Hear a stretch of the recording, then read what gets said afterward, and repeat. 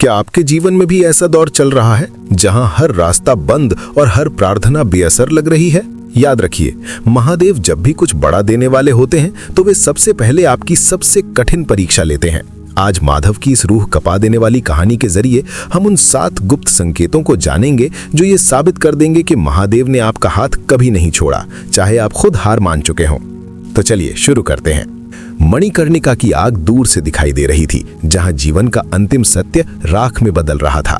वहीं कुछ दूरी पर पंचगंगा घाट की आखिरी सीढ़ी पर माधव बैठा था। 30 साल का ये युवक, जो कभी शहर के सबसे सफल कपड़ा व्यापारियों में गिना जाता था, आज अपनी हस्ती मिटाने की कगार पर था। 6 महीने पहले तक उसके पास सब था, व्यापार, मान सम्मान और एक भरा पूरा परिवार। पर कहते हैं ना कि वक्त का पहिया जब घूमता है तो बड़े बड़े महल ढह जाते हैं। एक आग ने उसके गोदाम को खाक किया और उस आग के धुएं ने उसके अपनों की आंखों पर भी पर्दा डाल दिया। व्यापार में घाटा हुआ तो कर्जदारों ने दरवाजे पर दस्तक दी और जिन रिश्तेदारों को उसने सगा समझा था, उन्होंने ही पीठ पीछे खंजर घोंप दिया।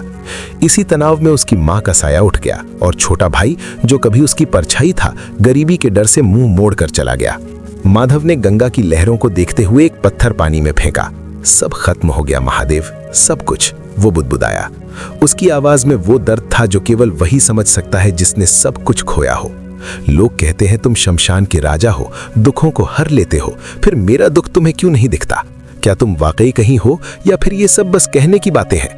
माधव का हाथ उसके पुराने झोले के अंदर गया, जहां एक जहर की शीशी रखी थी।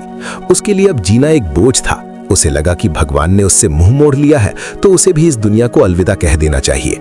तभी घाट की उन सीढ़ियों पर किसी के चलने की आवाज आई। एक भारी और खुरदुरी आवाज गूंजी। बड़ा लंबा हिसाब लेकर बैठे हो बेटा? क्या महादेव ने जवाब दिया। माधव चौंक गया। उसने मुड़कर देखा तो एक बूढ़ा फकीर खड़ा था, जिसके बदन पर एक मटमैला कंबल था और माथे पर राख का तिलक। माधव ने चिढ़कर कहा, बाबा मुझे अकेला छोड़ दीजिए, मैं अपना फैसला कर चुका हूं। फकीर मुस्कुराया और चुपचाप माधव के बगल में बैठ गया। शांति मांगने से नहीं मिलती माधव, और छीनने की कोशिश करोगे तो मौत मिलेगी। तुम जिसे बर्बादी कह रहे हो सकता है वो शिव की कोई बड़ी तैयारी हो। माधव को पहली बार लगा कि कोई उसे उसके नाम से बुला रहा है, जबकि उसने अपना नाम बताया नहीं था। फकीर ने कहा, यहां से जाने से पहले बस एक काम कर दो, वो सामने वाले प्राचीन मंदिर में एक लोटा जल चढ़ाओ। महादेव का आदेश समझ लो या इस बूढ़े की आखिरी इच्छा।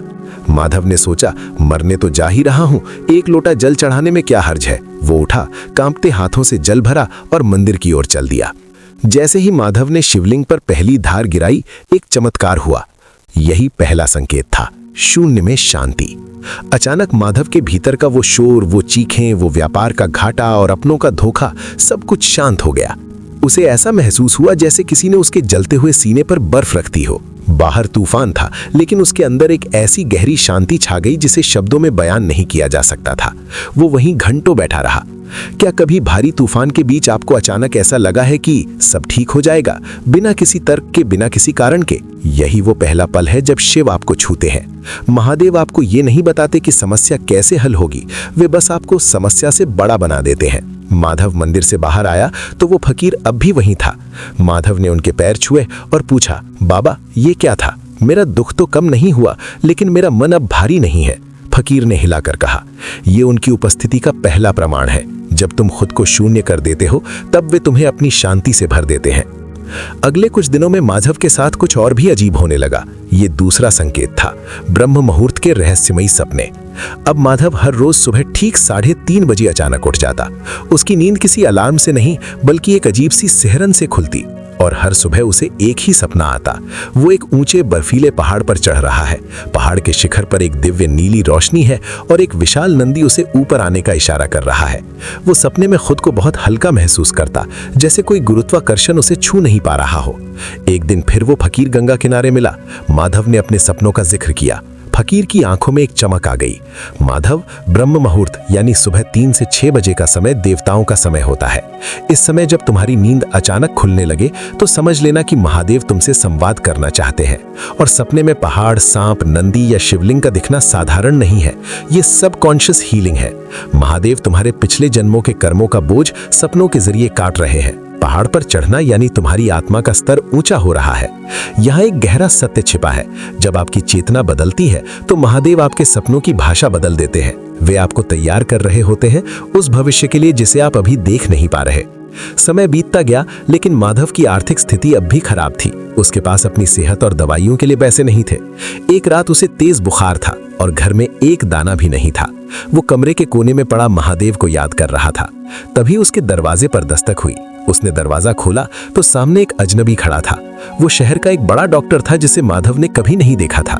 उस डॉक्टर ने कहा, मैं रास्ता भटक गया था और मेरी गाड़ी तुम्हारे घर के बाहर खराब हो गई है। क्या मुझे थोड़ा पानी मिल सकता है? माधव की हालत देखकर डॉक्टर ने तुरंत उसका इलाज किया और जाते जाते बिना मांगे कुछ पैसे और दवाइयां मेज पर रख गई। ये तीसरा संकेत था, अनजान लोगों से मदद मिलना।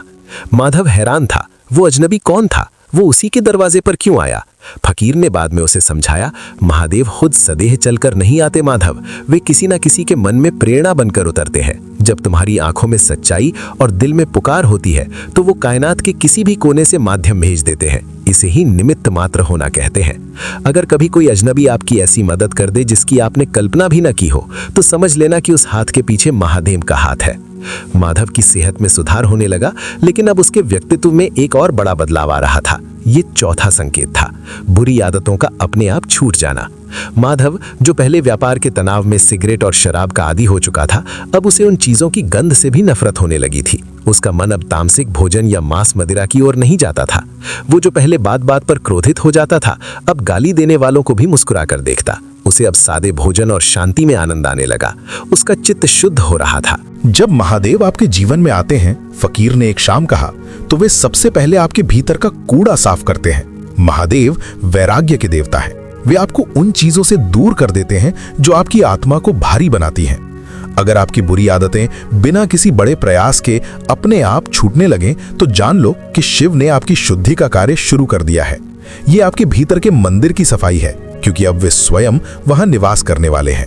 माधव अब वो पुराना माधव नहीं रहा था। उसके चेहरे पर एक दिव्य आभा आने लगी थी। उसे अब इस बात की चिंता नहीं थी कि कल क्या होगा, क्योंकि उसे वो 4 संकेत मिल चुके थे जो किसी भी इंसान के लिए पर्याप्त थे। माधव के भीतर अब एक नया सूरज उगने लगा था। जो इंसान कुछ हफ्ते पहले मौत की दुआ मांग रहा था, आज वो बनारस की तंग गलियों में एक ऐसी मुस्कान के साथ चलता कि लोग उसे मुड़कर देखते। उसकी पुरानी पहचान मर चुकी थी और एक नई चेतना का जन्म हो रहा था। अब वो संकेतों को सिर्फ देख नहीं रहा था, बल्कि उन्हें महसूस करने लगा था। एक दोपहर जब वो काशी विश्वनाथ मंदिर की ओर जा रहा था, उसने एक अजीब सी बात गौर की। उसे ऐसा लगा जैसे पूरी कायनात एक ही स्वर में बात कर रही है। यही 5वां संकेत था, बार बार एक ही नाम या मंत्र का सुनाई देना। वो जिस दुकान के पास से गुजरता, वहां ओम नमः शिवाय का भजन बज रहा होता। उसने एक अखबार उठाया तो उसकी नजर पहले उसी पन्ने पर पड़ी जहां शिव पुराण की कोई कथा लिखी थी। यहां तक कि जब वो सड़क पार कर रहा था तो एक ट्रक उसके सामने से गुजरा, जिसकी पीछे वाली खिड़की पर महादेव की विशाल तस्वीर बनी थी और नीचे लिखा था, घबराओ मत, मैं हूं। माधव ठिठक गया। उसे महसूस हुआ कि ये महज इत्तेफाक नहीं हो सकता। वो जहां भी जाता, जो भी सुनता, उसे हर जगह महादेव का ही संदेश मिलता। उसे ऐसा लगा जैसे शिव उसके कानों में फुसफुसा रहे हों कि अब डरने की कोई जरूरत नहीं है। फकीर उसे फिर से मणिकर्णिका के पास मिला और माधव के बिना कुछ कहे ही बोल पड़ा, जब तुम्हारी इंद्रियां हर जगह उसी एक परमात्मा को खोजने लगे, तो समझ लेना कि तुम्हारी भक्ति अब सिद्धि में बदल रही है। महादेव जब अपने भक्त को पूरी तरह अपना लेते हैं, तो वे उसे अकेला नहीं छोड़ते। वे हर बोर्ड, हर आवाज और हर अजनबी के शब्द में खुद को प्रकट कर देते हैं, ताकि भक्त का विश्वास डगमगाए नहीं। समय के साथ माधव की आंतरिक शक्तियां जागृत होने लगी थीं। अब उसके साथ कुछ ऐसा होने लगा जो तर्क से परे था। ये 6ठा संकेत था, अंतरात्मा की आवाज और पूर्वाभास का केस होना। एक दिन माधव एक पुराने परिचित के साथ नए व्यापार की योजना बना रहा था। वो आदमी दिखने में बहुत भला था और बड़ी बड़ी बातें कर रहा था, लेकिन जैसे ही माधव ने उससे हाथ मिलाया, उसके दिल के किसी कोने से एक तेज आवाज आई, पीछे हट जाओ, ये धोखा है। माधव ने बिना किसी सबूत के सिर्फ अपनी उस अंदरूनी आवाज या इंट्यूशन पर भरोसा किया और उस सौदे से मना कर दिया। 2 दिन बाद ही पता चला कि वो आदमी एक बड़ा जालसाज था जिसने कई लोगों के पैसे हड़प लिए थे। माधव हैरान रह गया। उसे अब समझ आने लगा था कि कोई अदृश्य शक्ति उसे सही और गलत का रास्ता दिखा रही है। फकीर ने इसे समझाते हुए कहा, जब तुम्हारा चित्त शुद्ध हो जाता है तो महादेव तुम्हारी बुद्धि में बैठकर स्वयं फैसला लेते हैं। तुम्हारी अंतरात्मा अब तुम्हारी नहीं, उनकी आवाज बन गई है। इसे ही दिव्य मार्गदर्शन कहते हैं। जब तुम्हें बिना किसी कारण के लगने लगे कि तुम्हें क्या करना चाहिए और क्या नहीं, तो समझ लेना महादेव तुम्हारे सारथी बन चुके हैं। लेकिन सबसे बड़ी परीक्षा अभी बाकी थी, वो परीक्षा जो माधव के अतीत से जुड़ी थी। एक शाम माधव को खबर मिली कि उसका वो सगा चाचा, जिसने धोखे से उसके घर की नीलामी करवाई थी और जिसकी वजह से उसकी मां को सही इलाज नहीं मिल पाया था, वो बहुत बीमार है और अस्पताल में अकेला है। उसके अपने बेटों ने उसे छोड़ दिया था। माधव के अंदर एक पल के लिए पुराने घाव हरे हो गए, क्रोध की ज्वाला भड़की। उसे उसकी करनी का फल मिल रहा है, मैं क्यों जाऊं? लेकिन तभी उसे महादेव की वो शांत मुद्रा याद आई जो विष पीकर भी शांत थे। यही 7वां और सबसे कठिन संकेत था, क्षमा की शक्ति का उदय। माधव अस्पताल पहुंचा, अपने उस दुश्मन के सामने खड़ा हुआ जिसने उसका सब कुछ छीन लिया था। लेकिन इस बार माधव की आंखों में नफरत नहीं बल्कि करुणा थी। उसने अपने चाचा के हाथ पकड़े और पूरी गहराई से उन्हें माफ कर दिया। जैसे ही माधव ने अपने दिल से नफरत का वो आखिरी बोझ उतारा, उसे लगा जैसे उसके ऊपर से कई जन्मों का भार हट गया है। उसकी आंखों से आंसुओं की धारा बहने लगी। ये कमजोरी के आंसू नहीं थे, ये उस अहंकार के मरने के आंसू थे जो उसे परमात्मा से दूर रख रहा था। क्षमा करते ही चमत्कार होने लगे। वो चाचा जो मरणासन्न था, माधव की मौजूदगी और उसकी क्षमा से धीरे धीरे ठीक होने लगा। और सबसे बड़ी बात, उसने पश्चाताप में माधव का वो घर और जमीन वापस कर दी जो उसने हड़पी थी। माधव को अब समझ आया कि महादेव उसे अमीर नहीं बनाना चाहते थे, वे उसे मुक्त करना चाहते थे। जब आप अपने शत्रुओं को माफ करने की हिम्मत जुटा लेते हैं, तो महादेव आपके भाग्य के बंद दरवाजे खुद ब खुद खोल देते हैं। कहानी का ये पड़ाव माधव के पूर्ण रूपांतरण का था। अब उसके पास अपना घर वापस था, उसका व्यापार फिर से खड़ा हो रहा था। लेकिन माधव अब वो पुराना व्यापारी नहीं रहा, अब वो एक योगी था जो संसार में रहते हुए भी शिव में रमा था। वो अब सफलता के पीछे नहीं भागता था, सफलता उसके पीछे आती थी। वो फकीर जो उसे हर मोड़ पर मिलता था, एक दिन अचानक गायब हो गया। माधव ने उसे बहुत ढूंढा पर वो कहीं नहीं मिला। तब माधव को एहसास हुआ कि वो फकीर कोई और नहीं बल्कि साक्षात शिव की करुणा थी जो उसे डूबने से बचाने आई थी। आज माधव काशी के उसी घाट पर बैठता है, लेकिन सवाल करने के लिए नहीं बल्कि धन्यवाद देने के लिए। वो जानता है कि महादेव तब भी साथ थे जब वो रो रहा था और तब भी साथ है जब वो मुस्कुरा रहा है। महादेव का साथ होने का मतलब ये नहीं कि जीवन में मुश्किलें नहीं आएंगी, बल्कि इसका मतलब ये है कि उन मुश्किलों के बीच भी आप अडिग रहेंगे। अगर आपको भी अपने जीवन में इनमें से कुछ संकेत मिले हैं, चाहे वो अचानक मिलने वाली शांति हो, ब्रह्म मुहूर्त में खुलने वाली आंखें हो या किसी अजनबी के रूप में मिलने वाली मदद हो, तो यकीन मानिए महादेव ने आपका हाथ थाम लिया है। शिव ही सत्य है और सत्य ही शिव है। माधव की इस यात्रा से हमें बस यही सीख मिलती है कि परीक्षा जितनी कठिन होगी, महादेव का साथ उतना ही गहरा होगा। अपनी प्रार्थनाओं पर संदेह न करें, क्योंकि जब वो देने पर आता है तो वो छप्पर फाड़कर नहीं बल्कि हृदय खोल कर देता है। महादेव आपको वो नहीं देते जो आपको चाहिए, बल्कि वो देते हैं जो आपके लिए सही है।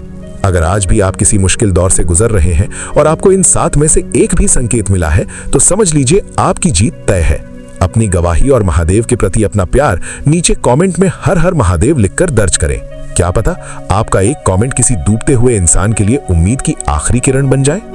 मिलते हैं अगली दिव्य यात्रा में, तब तक शिव की शरण में रहे।